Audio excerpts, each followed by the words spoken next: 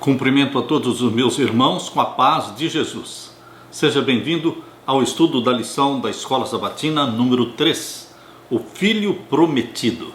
Antes de começar, vamos orar. Pai querido que estás nos céus, na Tua presença te adoramos. Na Tua presença nos encurvamos, reconhecendo-te como Deus, único Deus no céu e na terra. Criador e sustentador do universo, Criador e Salvador nosso. Nós te adoramos, Pai, Filho e Espírito Santo. Eu peço em nome de Jesus que o Senhor derrame o Espírito Santo sobre nós. Que ao abrirmos a Tua palavra, o Espírito Santo nos dê entendimento, iluminação celestial, para entendermos as verdades declaradas no livro de Hebreus. Responde os pedidos dos teus filhos, em nome de Jesus que pedimos. Amém. O Filho Prometido. O plano da salvação está fundamentado na promessa que o Pai fez de dar o Filho para nos salvar, de dar o Filho para se tornar um de nós, deixando o seu trono de glória, encarnando, tornando-se humano, para salvar os humanos. Somente um ser humano pode interceder pelos seres humanos. Os sacerdotes precisavam ser escolhidos dentro da família humana, porque ele estaria intercedendo pelos humanos. Por isso, meus queridos, Jesus Cristo se tornou homem, para que como um ser humano pudesse interceder por homens e mulheres, por todos nós.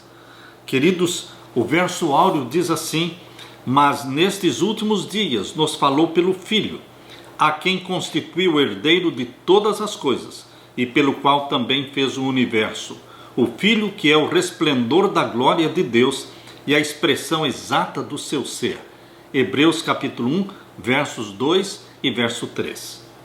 Logo depois que Adão e Eva pecaram, Deus lhes prometeu uma semente, um filho, que os libertaria do inimigo, Satanás, recuperaria a herança perdida e cumpriria o propósito para o qual foram criados.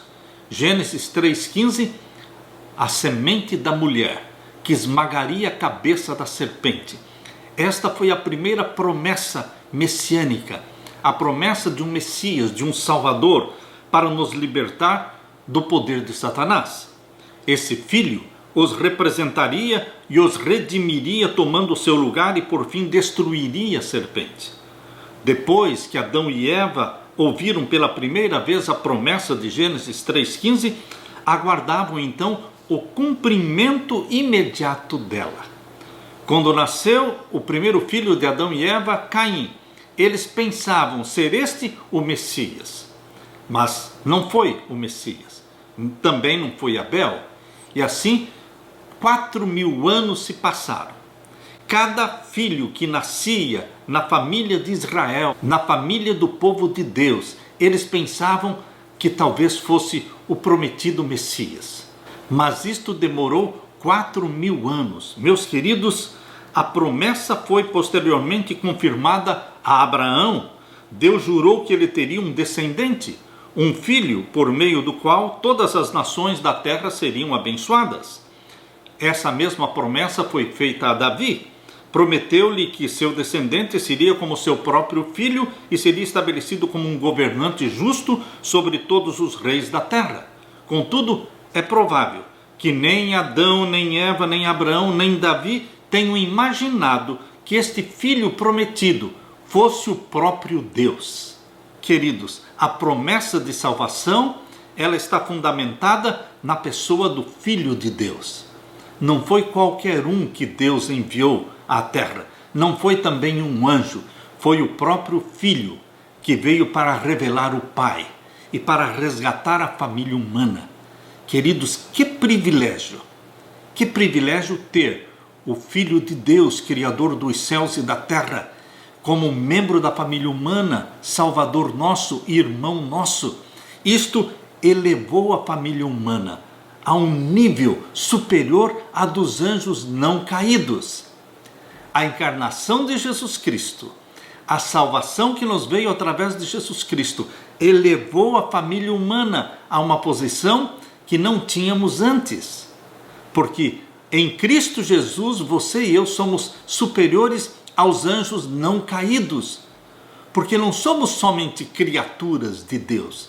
Nós somos gerados como filhos e filhas de Deus. Nós somos irmãos de Jesus Cristo. Enquanto que Jesus Cristo é o chefe dos anjos, enquanto Jesus Cristo criou os anjos, você e eu, nós somos irmãos de Jesus Cristo. Existe uma intimidade muito maior entre você e Jesus. Estamos ligados a Jesus Cristo pelos laços da carne e do sangue, porque Ele se fez carne e habitou entre nós. E isto nos possibilitou também sermos participantes da natureza divina. Queridos, que mistério é este, o mistério da graça divina, o mistério da piedade. Regozije-se em Deus, alegre-se em Jesus Cristo, seja confortado pelo Espírito Santo. Aleluia. Na parte de domingo, nestes últimos dias, quando Paulo começa o seu livro em Hebreus, abra sua Bíblia, Hebreus capítulo 1, aqui Paulo começa falando sobre os últimos dias. Vamos ler aqui Hebreus capítulo 1 e o verso 1. Havendo Deus antigamente falado muitas vezes e de muitas maneiras aos pais pelos profetas, a nós falou-nos nestes últimos dias pelo Filho. Deus estava se comunicando com o ser humano, com o pecador, através de sonhos e visões que ele dava para os seus profetas. Porque aqui em Números capítulo 12, verso 6, é assim que está escrito. Números capítulo 12 e o verso 6. Aqui nós lemos. E disse: ouvi agora as minhas palavras, se entre vós houver profeta, eu, o Senhor, em visão a ele me farei conhecer, ou em sonhos falarei com ele.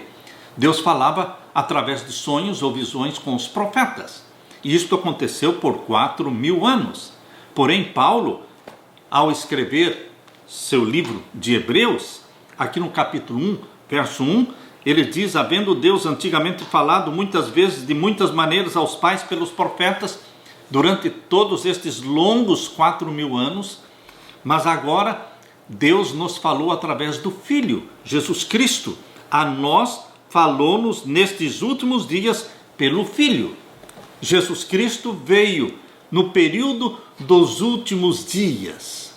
Como entender, queridos, estes últimos dias?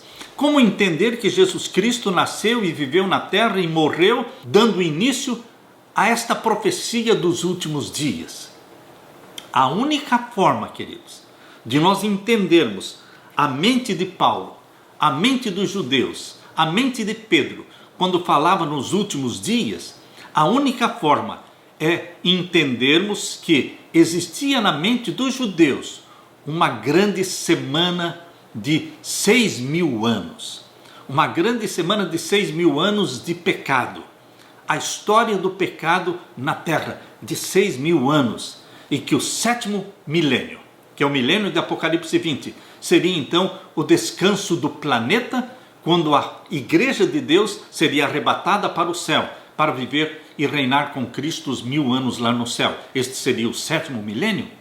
Então, meus queridos irmãos, é impossível entendermos a expressão de Pedro, de Paulo e de muitos outros falando dos últimos dias, já no 1º século, se nós não levarmos em consideração a grande semana de tempo. Existia entre os judeus, e eu aconselho você a ler este livro, 7º milênio. Você pode baixar este livro no meu site, apocalipserevelado.com. Se você entrar lá no site apocalipserevelado.com, lá tem todos os livros, os 3 livros do Apocalipse, os 2 livros de Daniel, o 7º milênio. Você pode baixar gratuitamente, todos em PDF, os livros digitais, e ler estes livros. Neste livro, 7º milênio, nós falamos exatamente sobre a grande semana de tempo.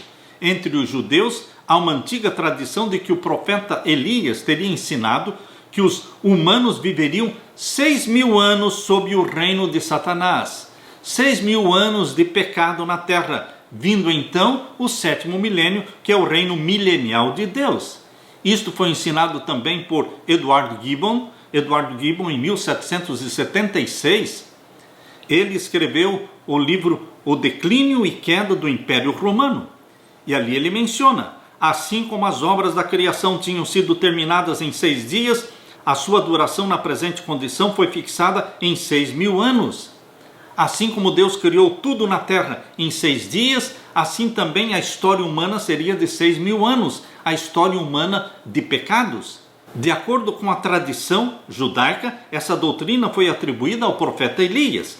Pela mesma analogia, foi concluído que esse longo período de labor e contenção, o qual estava agora quase terminado, seria sucedido por um alegre sábado de 1000 anos, o sábado milenial, e que Cristo reinaria juntamente com a multidão vitoriosa de santos.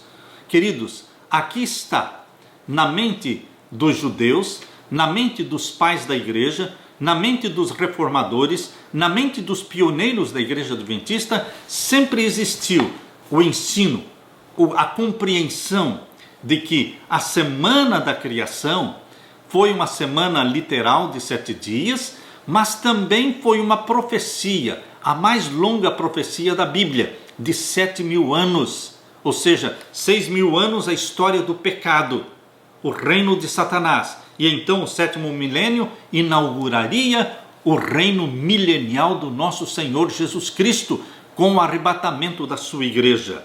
Quando nós pensamos assim, nós entendemos porque Paulo diz que nos dias de Jesus Cristo estavam iniciando os últimos dias. Eram os últimos 2 dias. 4 dias de 1000 anos já tinham se passado e agora só faltavam 2 dias. 2 dias de 1000 anos, queridos. Nós precisamos entender este ponto para entendermos também o que Pedro menciona. O que Pedro menciona é que a volta de Jesus Cristo não aconteceria nos dias dele. Ele deixa isso muito claro. Quando você abre a Bíblia aqui na segunda carta de Pedro, abra a sua Bíblia. Na segunda carta de Pedro, vamos ver aqui o capítulo 3. Segunda carta de Pedro, capítulo 3, ele diz que nos últimos dias as pessoas estariam dizendo o quê? Capítulo 3 e o verso 3. Sabendo primeiro isto, que nos últimos dias virão escarnecedores. Ele está falando dos últimos dias, andando segundo as suas próprias concupiscências e dizendo: onde está a promessa da sua vinda? Pedro estava escrevendo para confortar o coração dos cristãos que Jesus Cristo não viria no primeiro século. Escarnecedores zombando: onde está a promessa da tua vinda? Isto aconteceu no primeiro século, porque muitos estavam esperando que logo após a morte, ressurreição e ascensão de Jesus Cristo, já aconteceria a segunda vinda de Jesus. Mas Pedro escreveu para que eles não fossem decepcionados. Ele diz aqui no verso 4, onde está a promessa da sua vinda? Porque desde que os pais dormiram, todas as coisas permanecem como desde o princípio da criação. Queridos, Pedro estava falando especificamente da segunda vinda de Jesus Cristo, que muitos achavam que estava demorando demais. Por isso ele diz aqui no capítulo 3 e no verso 8, mas amados, não ignoreis uma coisa, que um dia para o Senhor é como 1000 anos e 1000 anos como um dia. Pedro estava falando especificamente da espera pela segunda vinda de Jesus Cristo, para que os cristãos não se decepcionassem e não desanimassem. Eles precisavam entender que faltavam 2 dias. 2 dias, mas para Deus, um dia como 1000 anos, 1000 anos como um dia. Por isso, queridos, fica muito claro que se os 4 primeiros dias foram de 4.000 anos, os últimos 2 dias seriam de 2.000 anos.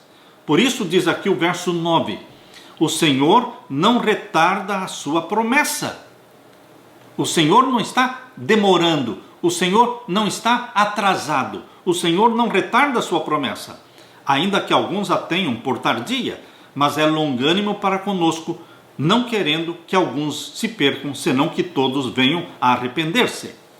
Fica claro, queridos, que para Pedro, a volta de Jesus Cristo ainda estava distante. Vários profetas do Antigo Testamento anunciaram que nos últimos dias Deus levantaria um rei que destruiria os inimigos do seu povo e que atrairia as nações para Israel. Paulo disse que essas promessas foram cumpridas em Jesus. Jesus derrotou a Satanás e atraiu todas as nações para si. Nesse sentido, os últimos dias começaram porque Jesus cumpriu essas promessas divinas. Em outras palavras, os últimos 2 dias começaram com Jesus Cristo. Nós estamos agora em 2022, queridos. 2000 anos já se passaram. Esses 2 últimos dias da grande semana de tempo já se passaram. Nós estamos às portas da segunda vinda de Jesus. Não sabemos o dia e a hora, mas o tempo da segunda vinda de Jesus é agora. Nós somos a última geração sobre a terra. Nós vamos contemplar o nosso Senhor Jesus Cristo em vida, descendo com poder e grande glória para arrebatar a sua igreja. Aleluia! Na parte de segunda-feira, Deus nos falou pelo Filho. Agora vamos voltar para Hebreus capítulo 1. Hebreus capítulo 1, vamos ver então os versos 1 até o verso 4. Hebreus capítulo 1 e os versos 1 até o verso 4. Havendo Deus antigamente falado muitas vezes e de muitas maneiras aos pais pelos profetas, a nós falou-nos nesses últimos dias pelo Filho. E agora o verso 2. A quem constituiu herdeiro de tudo, por quem fez também o mundo, o qual, sendo o resplendor da sua glória e a expressa imagem da sua pessoa, e sustentando todas as coisas pela palavra do seu poder, havendo feito por si mesmo a purificação dos nossos pecados, assentou-se à destra da majestade nas alturas, feito tanto mais excelente do que os anjos, quanto herdou mais excelente nome do que eles. Queridos, entre o último profeta do Antigo Testamento, foi Malaquias, e o início do Novo Testamento, nós temos ali cerca de 400 anos. Estes anos são chamados de período intertestamentário. Esse período intertestamentário é o período que existiu de 400 anos de silêncio. Por que 400 anos de silêncio? Porque não houve profeta nesse período de 400 anos. Entre Malaquias e o livro de São Mateus, foi um período de 400 anos sem profecia. Esse é o período em que surgiram os livros apócrifos. A história dos Macabeus, esses livros apócrifos do Antigo Testamento surgiram neste período intertestamentário de 400 anos. Então, queridos, para os judeus do primeiro século depois de Cristo, a palavra de Deus não era ouvida havia muito tempo. A última revelação expressa na palavra divina escrita foi por meio do profeta Malaquias e dos ministérios de Esdras e Neemias, 4 séculos antes. Porém, por meio de Jesus Cristo, Deus falou novamente a eles. Nestes últimos dias, ou seja, passados os 400 anos, agora Deus enviou o seu próprio Filho para falar através dele, agir através dele. A revelação divina por meio de Jesus foi superior à revelação que Deus fez por meio dos profetas, pois Jesus é um meio maior de revelação. Ele é o próprio Deus que criou o céu, criou a terra e governa o universo. Para Paulo, a divindade de Cristo era inquestionável. Na mente do autor, Paulo, a revelação do Pai no Filho ofereceu a chave para a compreensão da verdadeira amplitude do Antigo Testamento. Ele veio para ser o nosso representante e salvador, tomar o nosso lugar na luta e derrotar a serpente.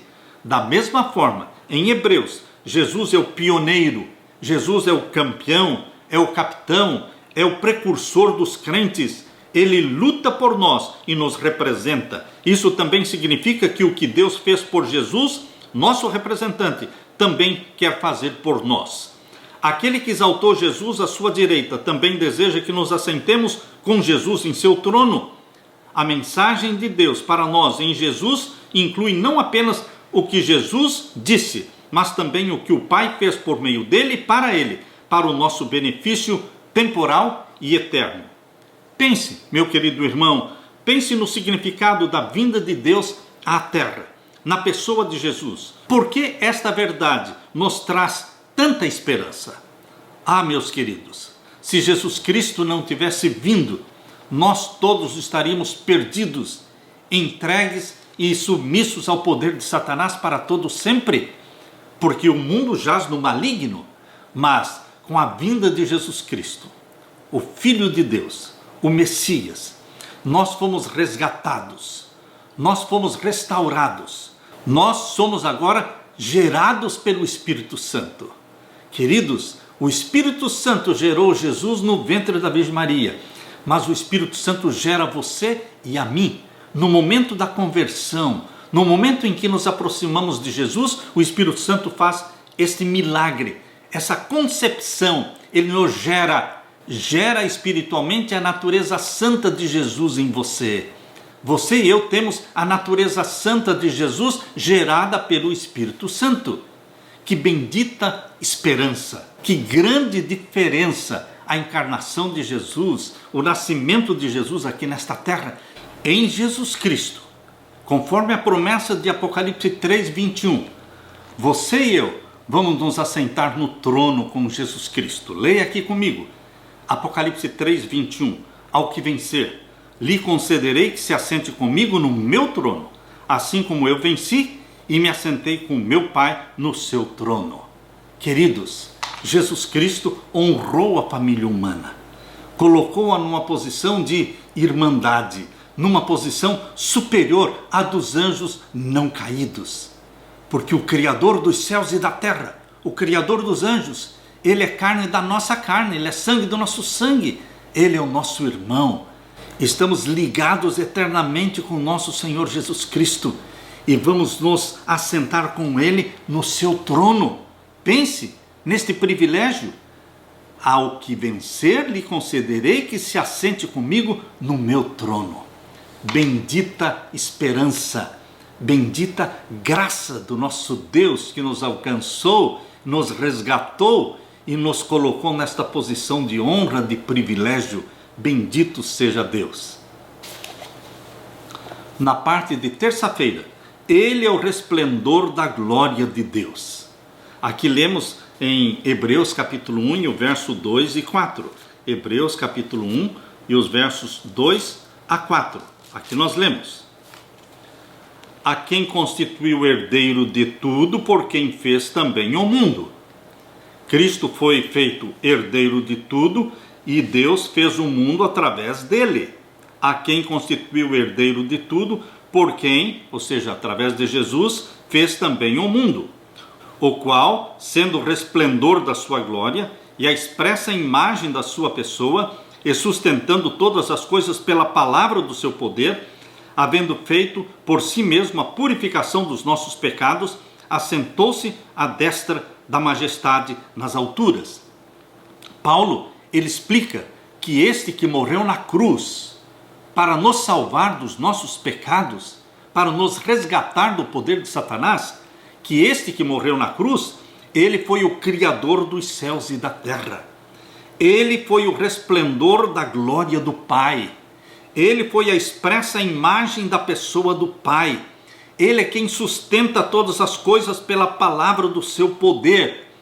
Vejam, queridos, que presente, que dádiva o céu fez para a família humana, em dar para a família humana, não um anjo, não um ser outro qualquer, mas o Criador dos céus e da terra. Foi Ele que encarnou, foi Ele que se tornou um de nós, foi Ele que ao ressuscitar subiu ao céu e se assentou à direita do Pai. Verso 4 diz assim: feito tanto mais excelente do que os anjos. Queridos, Jesus Cristo é superior aos anjos, Ele é o Filho de Deus. E você e eu, o que nós somos? Não somos também filhos e filhas de Deus? Ah, queridos, feito também mais excelente do que os anjos, quanto herdou mais excelente nome do que eles. Isto que aconteceu com Jesus, isto também acontece com você, porque ele foi gerado pelo Espírito Santo e você também e eu somos gerados pelo Espírito Santo. Queridos, aqui diz no verso 3 que Jesus Cristo era o resplendor da glória de Deus, o Pai. resplendor da glória do Deus o Pai, a expressa imagem da sua pessoa. O que é a glória de Deus? Abra sua Bíblia aqui em Êxodo 24. Êxodo 24, vamos ler os versos 16 e 17. Êxodo capítulo 24 e os versos 16 e 17. E habitava a glória do Senhor sobre o monte do Sinai, e a nuvem o cobriu por 6 dias, e ao 7º dia chamou a Moisés do meio da nuvem. E o parecer da glória do Senhor era como um fogo consumidor no cume do monte aos olhos dos filhos de Israel. Queridos, a glória de Deus.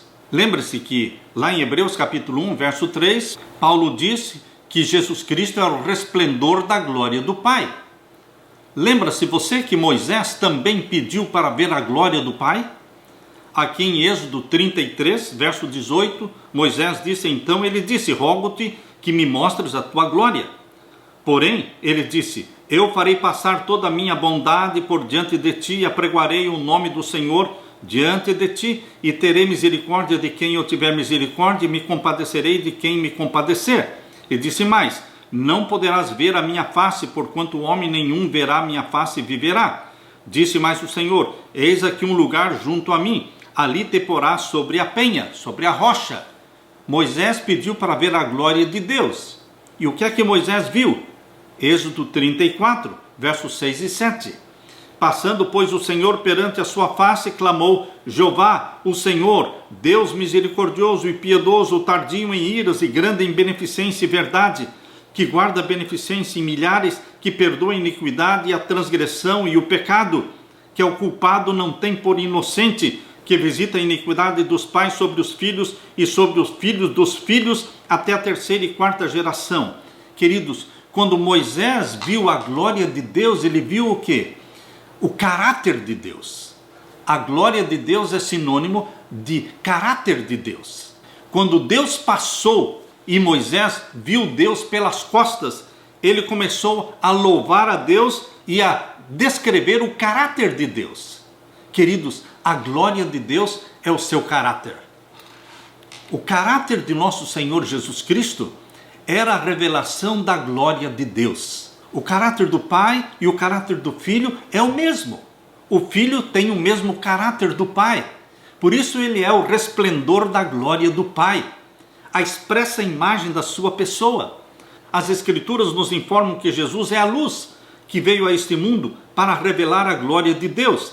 Pense, por exemplo, em Jesus na transfiguração, quando a divindade irradiou pela humanidade e Jesus foi transfigurado diante deles. O seu rosto resplandecia como o sol e as suas roupas se tornaram brancas como a luz. Mateus 17, verso 2. Assim como o sol não pode ser percebido exceto pelo brilho de sua luz, Deus é conhecido por meio de Jesus Cristo. De nossa perspectiva, os dois são um. Visto que a glória de Deus é a própria luz, não há diferença entre Deus e Jesus, assim como não há diferença entre a luz e o seu resplendor. Hebreus também diz que Jesus é a expressa imagem da pessoa do Pai, Hebreus 1:3. O ponto da metáfora é que existe uma correspondência perfeita no ser, ou essência, entre o Pai e o Filho.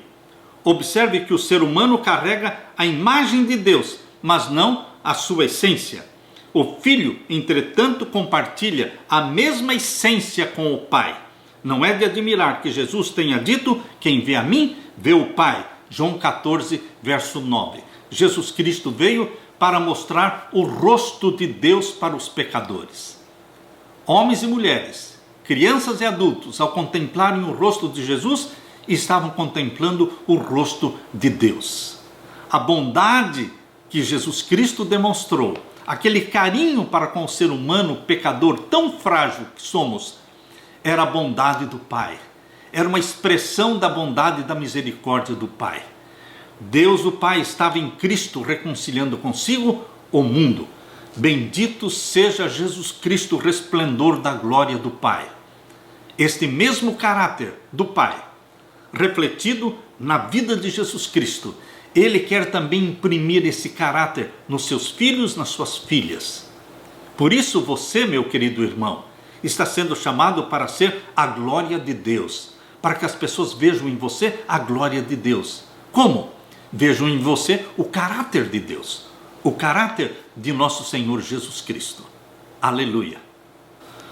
Na parte de quarta-feira, por meio dele, fez o universo. Hebreus afirma que Deus criou o mundo por meio de Jesus. Jesus é quem criou e é Jesus quem sustenta todas as coisas. É o que diz aqui em Hebreus capítulo 1 e o verso 2 e 3. Hebreus capítulo 1 e os versos 2 e o verso 3. Lemos de novo. A quem constituiu o herdeiro de tudo, por quem fez também o mundo. Pai, Filho e Espírito Santo estavam presentes na criação. Lá em Gênesis capítulo 1, verso 2, diz que o Espírito de Deus pairava sobre a face do abismo.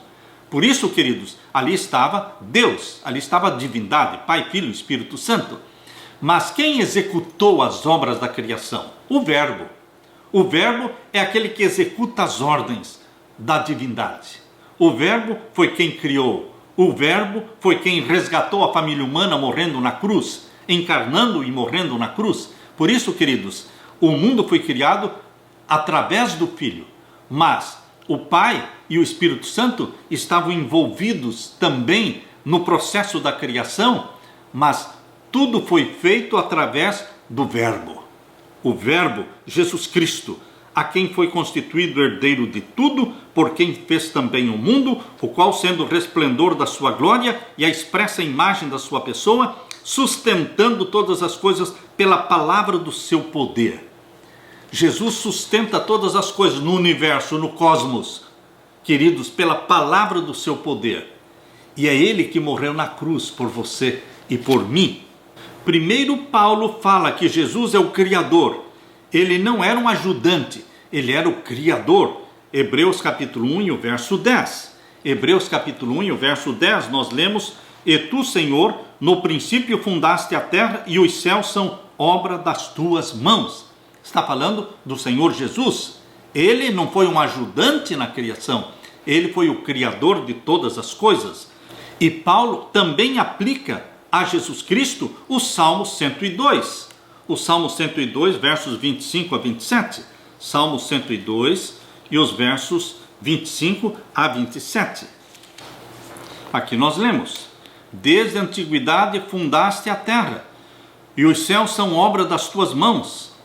Eles perecerão, mas tu permanecerás. Todos eles, como um vestido, envelhecerão, como roupa os mudarás, e ficarão mudados, mas tu és o mesmo, e os teus anos nunca terão fim.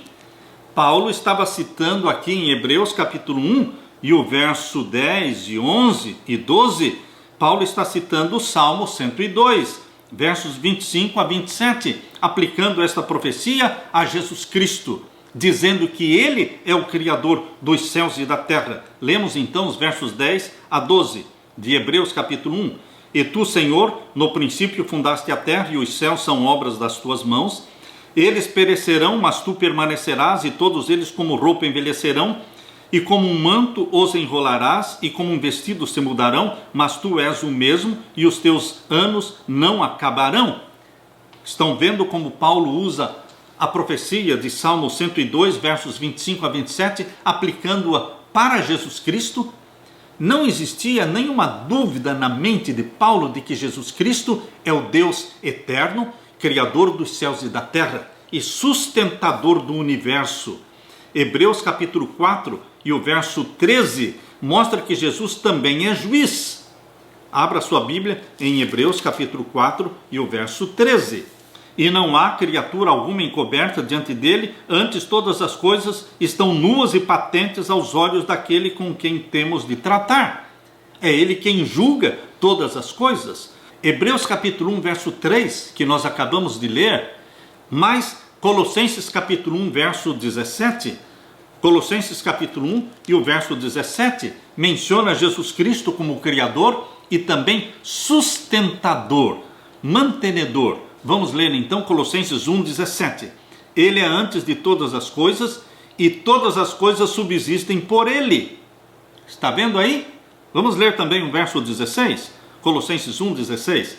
Porque nele foram criadas todas as coisas que há nos céus e na terra, visíveis e invisíveis, sejam tronos, sejam dominações, sejam principados, sejam potestades, tudo foi criado por ele e para ele. Está muito claro isso aqui, meus queridos irmãos. É Paulo que está falando aqui aos Colossenses e é Paulo que falou lá nos Hebreus. Ele é antes de todas as coisas e todas as coisas subsistem por ele. Paulo tinha uma convicção forte de que Jesus Cristo era o Criador e mantenedor. Jesus não apenas criou, mas também sustenta toda a respiração, cada batida do coração, cada momento da nossa existência encontra-se em Jesus Cristo, que é o fundamento de toda a existência criada. Queridos, é nele, em Jesus Cristo, que nos movemos, que vivemos, que respiramos. Ele é Salvador nosso, Ele é Criador, Ele é o nosso oxigênio, Ele é o pulsar do nosso coração. Queridos, Jesus é tudo em todos. Aleluia! Na parte de quinta-feira, hoje eu gerei você. Você acredita que Jesus foi gerado 2 vezes? Se você acredita que Jesus foi gerado 2 vezes, eu pergunto para você, onde está na Bíblia o verso que diz que Jesus Cristo foi gerado na eternidade? De que houve um tempo em que o Pai existia e o Filho não existia. Então houve um tempo em que o Pai gerou o Filho na eternidade e depois, quando chegou o momento de salvar o pecador, o Espírito Santo gerou de novo Jesus Cristo no ventre da Virgem Maria. Você acredita? Eu não acredito. Eu não aceito. Porque Jesus não foi gerado 2 vezes. Jesus é Deus e como Deus ele não foi gerado, porque Deus é eterno. Depois ele se tornou homem e como homem ele foi gerado. Houve um tempo em que o Deus Filho não era homem, mas houve um tempo em que o Deus Filho se tornou homem. Então ele foi gerado no ventre da Virgem Maria. Ele nasceu, ele teve um início de dias e ele morreu na cruz. Ele teve um final para os seus dias como humano e depois ele ressuscitou. E ao ressuscitar, ressuscitou como humano divino. Queridos, ele viveu na terra os 33 anos como Deus homem. Mas na cruz do Calvário morreu a natureza humana do nosso Senhor Jesus Cristo.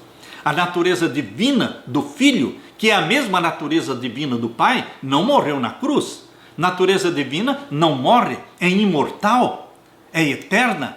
Por isso Jesus assumiu a natureza humana para poder morrer por nós. E ao ressuscitar, ressuscitou a natureza humana do nosso Senhor Jesus Cristo, porque a natureza divina, ela não morreu, não minguou, não diminuiu.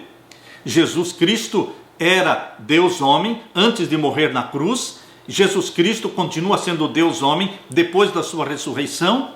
E qual a diferença? A diferença é que durante os 33 anos que Jesus viveu na terra, sendo Deus homem, ele não usava os seus poderes divinos. Ele vivia na dependência do Pai. Ele sabia as coisas porque ele orava, ele tinha comunhão com o Pai e o Espírito Santo revelava para Jesus Cristo a agenda de cada dia. Mas depois que Jesus ressuscitou, ele continua sendo Deus homem, só que agora Jesus usa os seus poderes divinos. Após a sua ressurreição e ascensão ao céu, Jesus Cristo agora está livremente usando os seus poderes divinos. Ele cumpriu com a sua missão de ser o nosso exemplo. Ele viveu na terra 33 anos na dependência do Pai, vivendo através da oração, da comunhão. Ele é o nosso exemplo. Mas agora ressuscitado e assunto ao céu, ele exerce os seus poderes divinos. Por isso ele disse: todo o poder me é dado no céu e na terra. Agora abra sua Bíblia em Hebreus capítulo 1, verso 5. Hebreus capítulo 1 e o verso 5. Aqui nós lemos: porque a qual dos anjos disse jamais: tu és meu filho, hoje te gerei? E outra vez: eu lhe serei por pai e ele me será por filho. Queridos, aqui em Hebreus capítulo 1, verso 5, relata as seguintes palavras: do pai ao filho. Você é meu filho, hoje eu gerei você. Isso significa que Jesus foi gerado, mas quando isso aconteceu? Você sabe na Bíblia? Você pode me mostrar na Bíblia quando é que Jesus foi gerado? Aí é fácil, não é, meus queridos irmãos? É fácil, porque os evangelhos, Mateus, Marcos e Lucas, eles falam do momento em que Jesus Cristo foi gerado pelo Espírito Santo no ventre da Virgem Maria. Em Lucas capítulo 1, abra sua Bíblia, em Lucas capítulo 1, vamos ver aqui o verso 27. Há uma virgem desposada com um varão cujo nome era José, da casa de Davi, e o nome da virgem era Maria. E entrando o anjo aonde ela estava, disse: Salve, agraciada, o Senhor é contigo, bendita és tu entre as mulheres. E vendo ela, turbou-se muito com aquelas palavras, e considerava que saudação seria esta. Disse-lhe então o anjo: Maria, não temas, porque achaste graça diante de Deus. E eis que em teu ventre conceberás e darás à luz a um filho, e por-lhe-ás o nome Jesus. Este será grande e será chamado Filho do Altíssimo, e o Senhor Deus lhe dará o trono de Davi seu pai, e reinará eternamente na casa de Jacó, e o seu reino não terá fim. E disse Maria ao anjo: Como se fará isto, visto que eu não conheço o varão? E respondendo o anjo, disse-lhe: Descerá sobre ti o Espírito Santo, e a virtude do Altíssimo te cobrirá com a sua sombra, pelo que também o santo que de ti há de nascer será chamado Filho de Deus. Existe alguma dúvida, meu querido irmão, minha querida irmã, de que este foi o momento em que Jesus, o Filho de Deus, foi gerado? Jesus não foi gerado como Deus na eternidade. Jesus foi gerado como homem. Deus é eterno. Ele já era Deus. Pai e Filho são eternos. Mas, queridos, Jesus foi gerado como homem no ventre da Virgem Maria. Foi ali que se cumpriu a profecia mencionada por Paulo aqui em Hebreus capítulo 1 e o verso 5. Esta profecia de Hebreus capítulo 1, verso 5 se cumpriu exatamente como nós lemos ali em Lucas capítulo 1. Aqui lemos de novo Hebreus capítulo 1, verso 5, porque a qual dos anjos disse: Jamais, tu és meu filho, hoje te gerei? E outra vez, eu lhe serei por pai e ele me será por filho. Quando aconteceu isso? Quando Jesus encarnou, quando ele foi introduzido no mundo. Diz aqui o verso 6. E quando outra vez introduz no mundo o primogênito, diz: E todos os anjos de Deus o adorem. Quando é que o Pai introduziu o Filho no mundo? Quando ele encarnou, quando ele nasceu da Virgem Maria. E Deus o Pai disse: Todos os anjos o adorem, porque este bebezinho que está nascendo da Virgem Maria não é somente um bebezinho, ele é o Deus encarnado. Ele é o Criador dos céus e da terra. E o verso 7 diz aqui, Hebreus 1, 7. E quanto aos anjos diz: O que de seus anjos faz ventos e de seus ministros labareda de fogo. Mas do Filho, Deus diz como? Ó Deus, o teu trono subsiste pelos séculos dos séculos. Cetro de equidade é o cetro do teu reino. Paulo está dizendo que Deus fala dos anjos como sendo seus ministros. O que de seus anjos faz ventos e de seus ministros labareda de fogo, falando dos anjos. Mas do Filho, o que é que Deus, o Pai, fala do Filho? Verso 8. Mas do Filho diz: Ó Deus, o teu trono subsiste pelos séculos dos séculos. O próprio Pai chama o Filho de: Ó Deus, o teu trono subsiste pelos séculos dos séculos, cetro de equidade é o cetro do teu reino. Não existia nenhuma dúvida na mente de Paulo que a profecia: Tu és o meu filho, hoje eu te gerei, ela se cumpriu ao nascer Jesus Cristo da Virgem Maria, ao encarnar, ao se tornar um de nós. Ali foi gerado Jesus Cristo, conforme diz em Gálatas capítulo 4, verso 4. Gálatas capítulo 4 e o verso 4, aqui nós lemos: Vindo a plenitude dos tempos, Deus enviou seu Filho nascido de mulher, nascido sob a lei. Na plenitude dos tempos, passaram-se 4.000 anos de pecado, desde que Adão e Eva pecaram, 4.000 anos se passaram, então veio Jesus Cristo, nascido de mulher, nascido sob a lei. Ele veio, se tornou um de nós. Queridos, hoje eu gerei você, é uma profecia que se cumpriu ao nascer Jesus Cristo, conforme lemos em Romanos capítulo 1, verso 3 e 4, abra sua Bíblia, Romanos capítulo 1 e os versos 3 e 4. Aqui nós lemos acerca de seu filho, que nasceu da descendência de Davi, segundo a carne, declarado filho de Deus em poder, segundo o Espírito de santificação, pela ressurreição dos mortos, Jesus Cristo, nosso Senhor. Aqui está falando que Jesus Cristo, declarado Filho de Deus em poder, segundo o Espírito de santificação, ao nascer da Virgem Maria, ele foi declarado Filho de Deus. Em Atos capítulo 13 também, Atos capítulo 13 e o verso 32. Atos capítulo 13 e o verso 32. Aqui lemos: e nós vos anunciamos que a promessa que foi feita aos pais, Deus a cumpriu a nós, seus filhos, ressuscitando a Jesus, como também está escrito no Salmo 2, meu filho és tu, hoje te gerei. Cumpriu-se quando esta profecia? Quando Jesus nasceu da Virgem Maria, tornou-se um de nós. Jesus foi revelado como Filho de Deus, primeiro ao nascer da Virgem Maria, Lucas 1, verso 35. Em segundo lugar, foi revelado como Filho de Deus no seu batismo, porque quando Jesus saiu das águas do batismo, lá no Rio Jordão, foi ouvida uma voz, a voz do Pai, dizendo: este é o meu Filho amado em quem me comprazo. Meu querido irmão, minha querida irmã, a boa notícia, maravilhosa notícia, é que Jesus Cristo se tornou Filho do homem, um de nós, para que você e eu pudéssemos nos tornar filhos de Deus. Estão percebendo? O Filho de Deus se tornou homem, para que homens e mulheres, pecadores como nós, pudéssemos nos tornar filhos e filhas de Deus. Porque todo aquele que aceita Jesus Cristo, João capítulo 1, verso 12, todo aquele que aceita Jesus Cristo é feito filho de Deus. Não existe um privilégio maior do que ser gerado como filho e filha de Deus. Esta é a promessa de Deus. Abra sua Bíblia agora na primeira carta de João capítulo 3. A primeira carta de João capítulo 3 diz assim, verso 1 e 2. Vejam quão grande amor nos tem concedido o Pai, que fôssemos chamados filhos de Deus. Isto é amor, isto é graça, isto é maravilha. Veja quão grande amor nos tem concedido o Pai, que fôssemos chamados filhos de Deus. Por isso o mundo não nos conhece. Nós não somos deste mundo, nós somos do reino do nosso Pai. Por isso Jesus veio nos buscar e nos arrebatar, para estarmos para sempre com Ele. Por isso o mundo não nos conhece, porque o não conhece a Ele. Verso 2.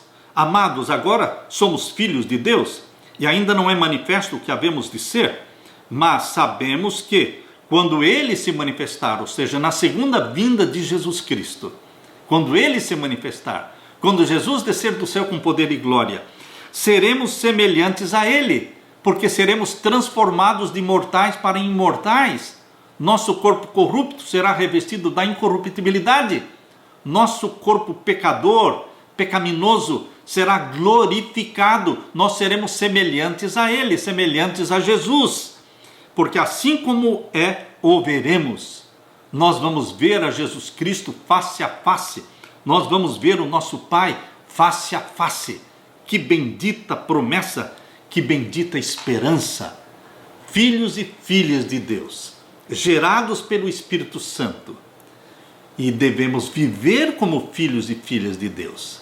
Não podemos viver como filhos do maligno, porque nós vivemos neste mundo cujo príncipe é Satanás, mas nosso reino está no céu. Por isso Jesus voltará para nos levar para lá, para a casa do nosso Pai. E enquanto estivermos aqui na terra, deveremos estampar no nosso rosto a glória de Deus, o caráter de Deus, o caráter do nosso Senhor Jesus Cristo, bem descrito ali no fruto do Espírito Santo. Que o amor de Jesus apareça na sua vida, meu irmão, que a bondade, a misericórdia, a benignidade, a paz, a fidelidade, a temperança, o domínio próprio, que todos esses traços de caráter de Jesus Cristo sejam implantados em você e em mim, para que sejamos uma expressa imagem da glória do nosso Senhor Jesus Cristo, e que Ele venha em breve para nos buscar. Fique com esta bendita promessa. Regozije-se em Jesus Cristo. Deixo com você a paz de meu Jesus.